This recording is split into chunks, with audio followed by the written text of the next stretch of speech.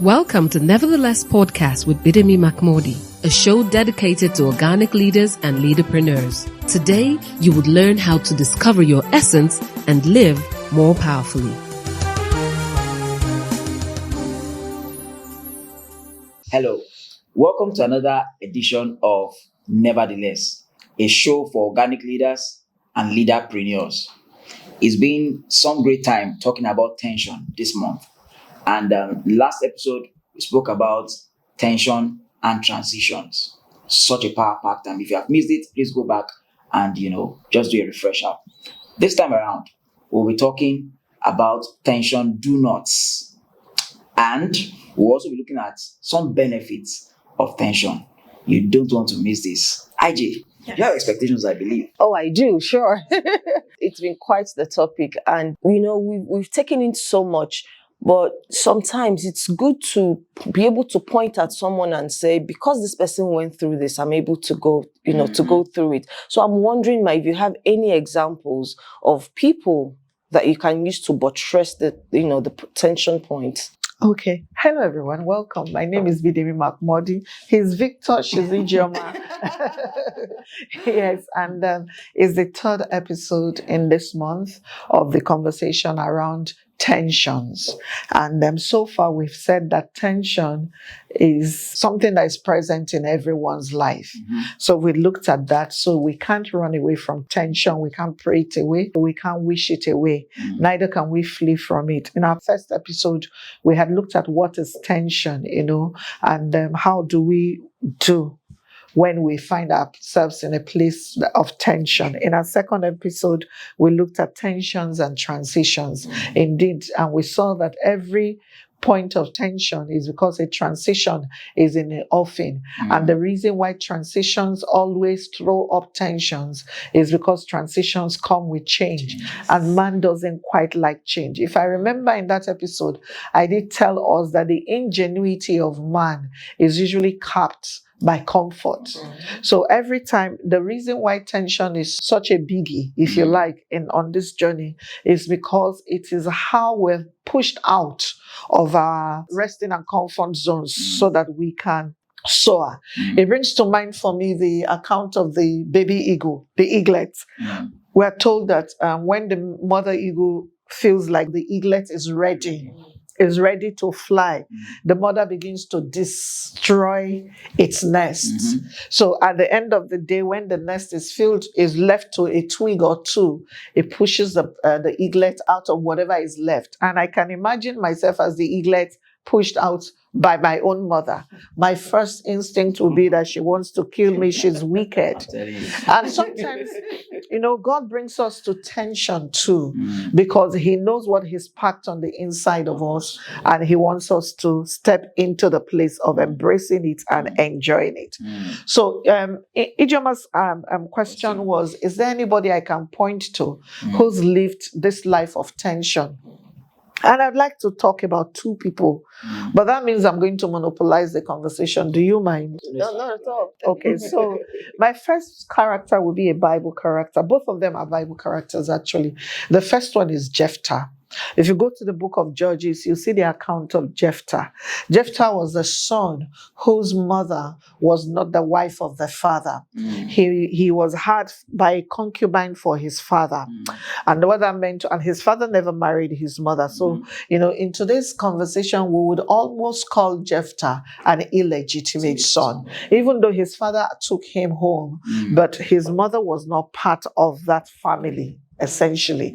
So when Jephthah's father died, his brothers and the elders came together and they actually re-announced to Jephthah that he was not part of that family because his father did not marry his mother. So they sent Jephthah away from the family. Jephthah had tension. Jephthah had to determine what he was going to do with that tension.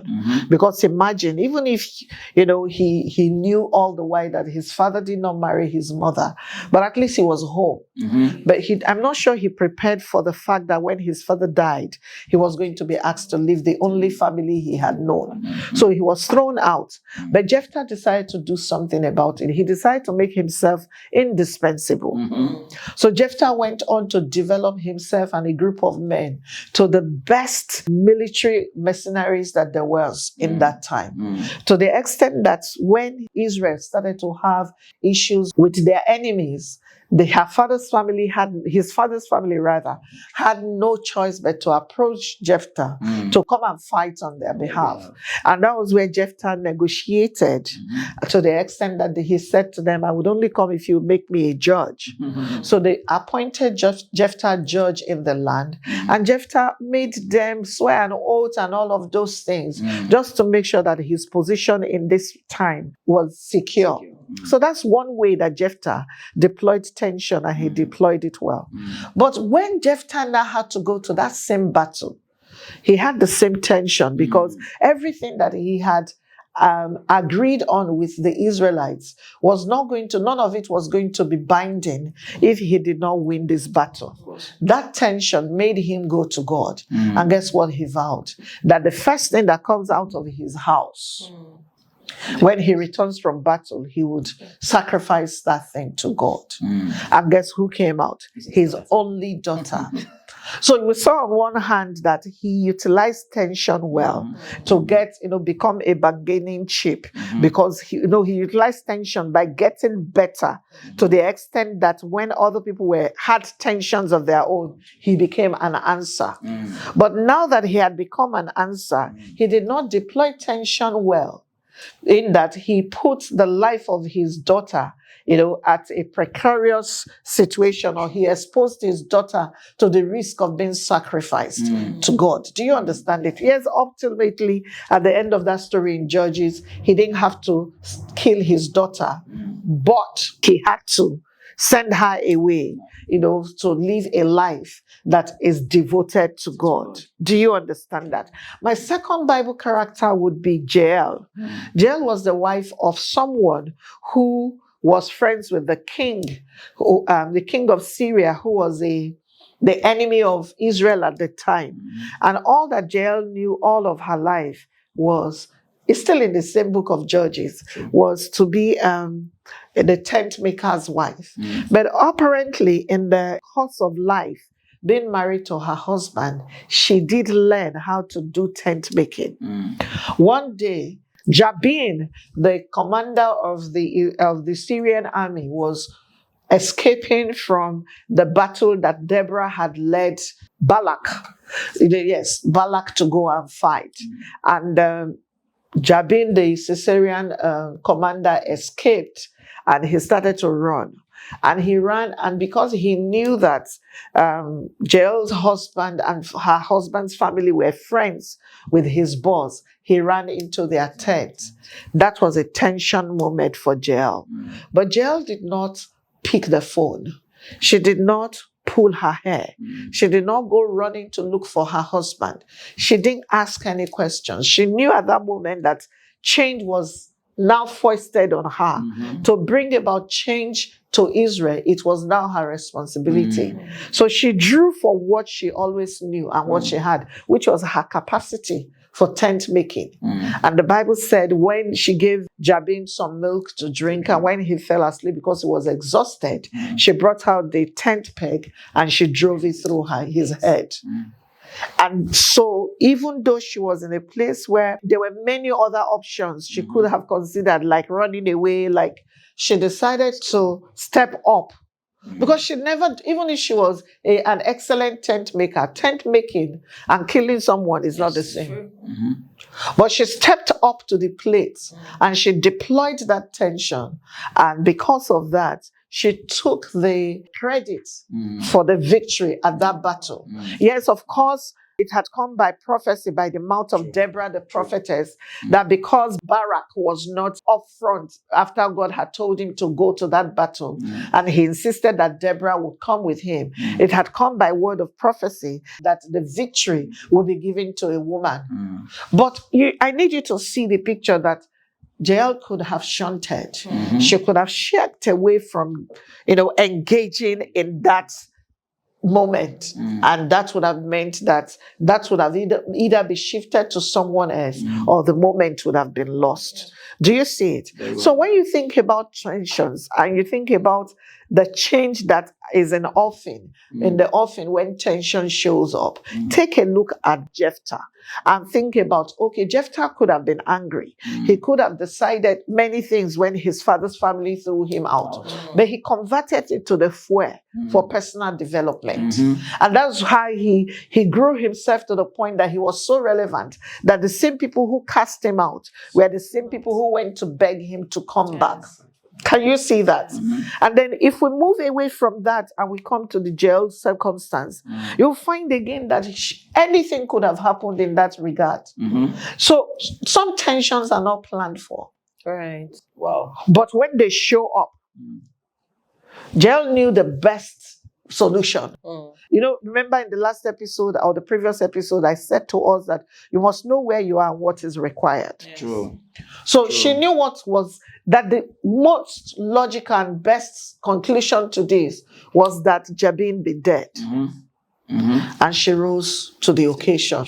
And the rest, as they say, is history. So have I painted a picture for you? Yes, Can absolutely. You see it now? Yes. What did you learn? So I have to step up to the plate. I have to gel in this case. I need to make sure that I know, especially for me, I need to make sure that I know what is required in every circumstance or situation that I find myself in. And rather than running away or sulking, I have to learn how to harness what is already placed on my inside to turn the situation around. Who knows in the future? What do you think? I mean, taking from Jephthah, it's imperative that we use tension as a point to learn. I mean, last episode you had said that we must be able to learn from where we are headed. I'm not putting your words, but that's they open to learning for our next, really. And so for me, it tells me that at every given moment, whenever I'm faced with tension, I'm thinking, okay, what's the change that God is bringing from this? What change am I going to enter into? And am I ready? Have I learned for the change I'm about to? So for me, that's important. Yes. Also, for you to see from Jephthah's life that tension can make a person careless. Jephthah is a military person, so he understands the power. He understands the intricacies of battle. He shouldn't have allowed himself to be tensioned to the point that he vowed that the first thing that will come out of his house, he will give to God for sacrifice. He did not think it through. Because one of the greatest strengths of a military person is to envisage all different outcomes. You were in the military, so you know that you are trained to envisage all the outcomes. So possible outcomes, so that you can plan for every case scenario, isn't it? But Jephthah did not plan for this. And the only way, I believe, was because he was so invested emotionally in proving to others, his father's family especially, that he had it, that he didn't remember to think about covering his basics from home. So do not also be carried, while you are stepping up to the plate, do not also be carried away. That's why the word that I don't want anybody to forget is the word stability. Stability. There must be a balance for you to steward this well. We're on the break now. When we return, we'll talk about the do nots of tension. Please stay with us. In a world filled with many fears and discouragement, life often becomes a burden. For those who know the way, life is just simple. Do not worry, you're not alone on this life's journey, as Bidemi Mark-Mordi shares powerful insights and principles from her everyday work and life experiences in her book, NeverTheLess. NeverTheLess is a book designed to encourage and equip you to face life with courage, hope, and determination. Get a copy of NeverTheLess and other books written by Bidemi Mark-Mordi, like The Wisdom of the Seed, Honor, The Theology of Work, and so much more from a bookstore nearby, or call 080-905-63555, or send an email to bidemi@bidemimarkmordi.com to place your order. I guarantee you will make it, nevertheless.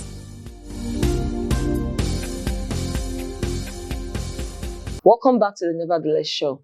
This is the third episode in this month, and we're talking about tensions. Before we went on a break, we looked at 2 case studies, of people that deployed tension and how they did it. Now, we're going to be looking at tension do nots. What are the things we shouldn't do when we're under tension. Hi, welcome back. Hi, Victor. You're still here? Yes. Okay. All right. So, yes, this is about the key to managing tension. And we had looked at two people, and Jael and Jephthah, both from the book of Judges, on how to deal with tension when you find yourself peculiarly under tension. The first thing that I want to say before we go into tension do nots is to reiterate again, number one, that tension, is not a sign of a weakness. A man or a woman does not come under tension because they are weak. We come under tension because change is in the offing. There's a transition that must happen. There is room above us that we need to grow to. That's why we come under tension. Whether the tension, it doesn't matter what configuration it presents us. It is important that we agree and we remember every time that tension is not a weakness. So if I had to give you one don't, that would be the first don't. Do not ever see tension, whether in your marriage, whether in your parenting, whether in your money, as a weakness. Because all of these things, if you steward them properly, you can get better at them. So tension is an opportunity to be better. That's where I want us to start from. Now, what are the things I need to do to ensure that I'm not caught up in that place where I'm doing the wrong thing just because I'm under tension? The first one is do not recoil into your shell. A lot of people give up quickly when when tension is in the offing. It's like, I can't deal with this. Oh no, I don't like to quarrel. Oh, I don't like confrontations. Oh, I don't this. Oh, I don't that. And you recoil into your shell. The reason is that only the snail grows in its shell. And so if you're not the snail, do not recoil into your shell, because you will not be growing. Remember that I told us in the previous episode that man's ingenuity is usually capped, by comfort zones. So if you recall into your comfort zone, you lose the capacity for growth. You lose the capacity for growth. The second thing is do not fold to the ideologies of a committee. Interesting. Do not fold to the ideologies of a committee. What that means is be careful who you call. Be careful who you call. It lets people have a seat at the table when it comes to discussing and determining your tension, who have something to contribute. There's a song, I don't know who sang it right now, but it says something. It says you have to know when to hold them. You have to know when to fold them. You have to know when to walk away. And you have to know when to run. It's a country song. So when I say do not fold to the ideologies of a committee, it means that everybody has a solution to proffer when the tension is yours. You don't even have to solicit their help. Everybody has an opinion on what you should do when the tension is yours. And the exact people who give you these ideas, when the ideas don't work, will be the first people to tell on you. So you cannot go by the ideologies. Do not fold yourself to the ideologies of the committee. Because committees will carry discordant voices. Committee will only see from their own part of the table. They do not have, there's no way you can explain the full picture to them. True. So you cannot fold, especially unsolicited committees. Do not fold to them. Number 3, also do not try to go in alone. So you're not wondering, I should not fold to the ideologies of a committee, but I can't go it alone. Yes, because I'm hoping that before now you have a support system. Always go back to your own support system first than anyone else. Those who have a proven track record in your life to want the best for you. Always go to them first. Because if you go to them first, then you find that it will become how you grow. Because they know you enough to know your capacities, to at least to an extent, and they know you enough to know what you need to do, perhaps, to move forward. Or they know you enough to know what your weaknesses are. So they can at least point out the fact that you are weak in XYZ areas. And because of that, you shouldn't go. Number 4, do not cave to fear. Do not cave to fear. During the break, someone asked, what is the difference between fear and tension. Fear triggers tension. Or tension triggers fear. It could be either way.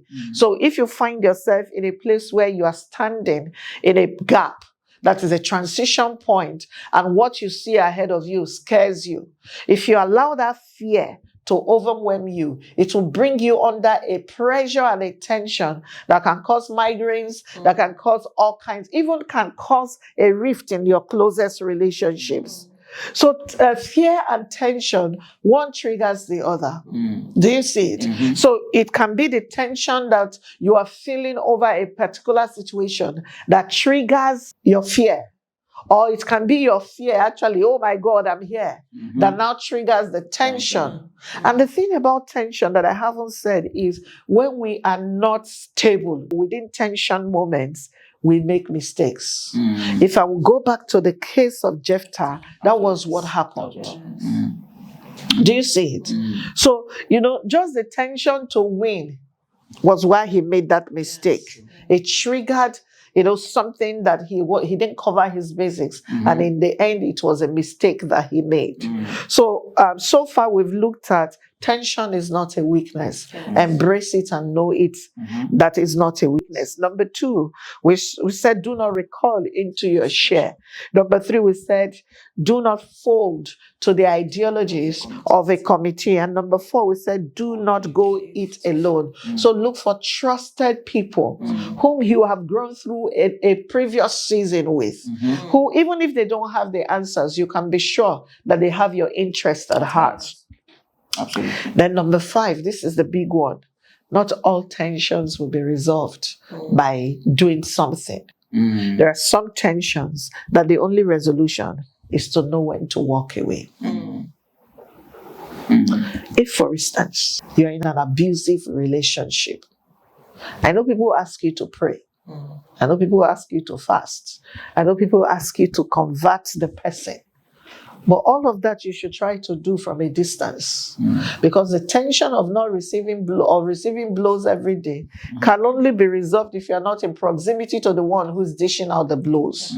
Do you see it? Yes. So there's some tensions that the only logical solution is to step away from that place. Walk away. So it's our responsibility to know our tension. You see that thing I talked about, that tension is the gap between two explicable seasons. You must know where you are to recognize the danger that possibly comes with the tension that you face. And then that will help you make an informed decision for going forward. As I was talking, I thought about Gideon. Still in the book of Judges. Look at the book of Judges, the book about tensions.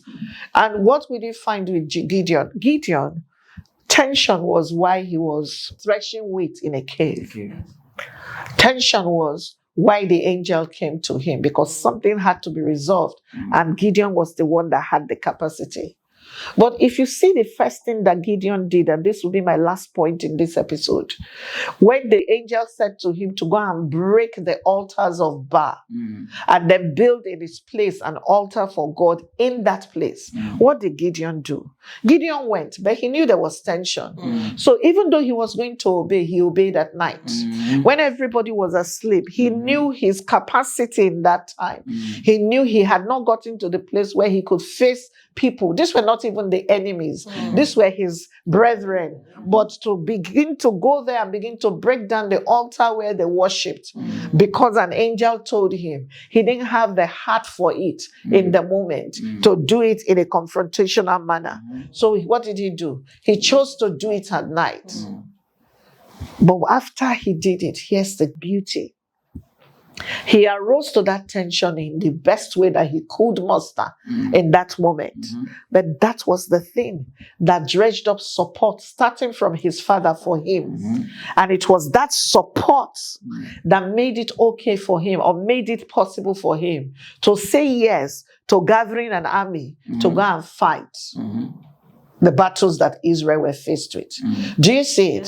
So sometimes dealing with tension is not full chest. Sometimes it is possessing its strategy. Do not go up without a strategy. Do not go up without a strategy. Do you see it? If it's money, it's strategy. If it is that someone is bullying your child, it is strategy. If it is that you are in a marriage situation and you're being unkind to each other, it is a strategy. What have I said so far? I've said to us that we can't be reckless in the face of tension. Absolutely. And we definitely cannot be too fearful in the place of tension.